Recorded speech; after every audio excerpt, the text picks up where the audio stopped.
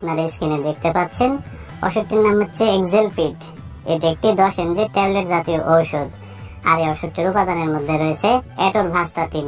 আর এই ওষুধটি উৎপন্ন করেছে বাংলাদেশের সুনামধন্য ওষুধ company health care pharmaceuticals limited. তো এক্সেলপিড এই ট্যাবলেটটির কার্যকারিতা বলতে গেলে রক্তের চর্বি বা কোলেস্টেরল কমাতে ওষুধটিকে ব্যবহার করা হয়। অর্থাৎ যে সকল রোগীদের রক্তের চর্বির পরিমাণ অনেক বেড়ে গেছে বা কোলেস্টেরল অনেক বেড়ে গেছে, তাদের ক্ষেত্রে রক্তের চর্বি বা কোলেস্টেরল কমাতে মূলত এক্সেলপিড এই ট্যাবলেটটিকে ব্যবহার করা হয়।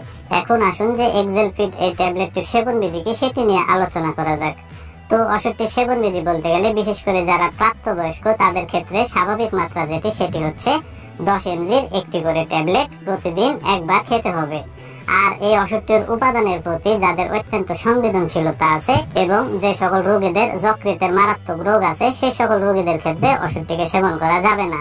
আর এক্সেলপিড এই ট্যাবলেটটির পার্শ্ব প্রতিক্রিয়ার কথা যদি বলতে যাই তাহলে কোষ্ঠকাঠিন্য হতে পারে, পেট ফাঁপা বোধ হতে পারে, বদহজম হতে পারে, ব্যথা হতে পারে ইত্যাদি। তো সাধারণত এগুলোই হচ্ছে ওষুধটির পার্শ্ব প্রতিক্রিয়া।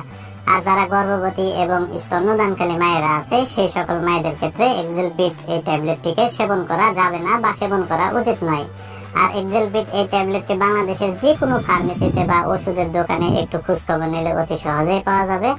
আর ওষুধটির দামের কথা যদি বলতে যাই তাহলে প্রতি পিস এক্সেলপিড 10 mg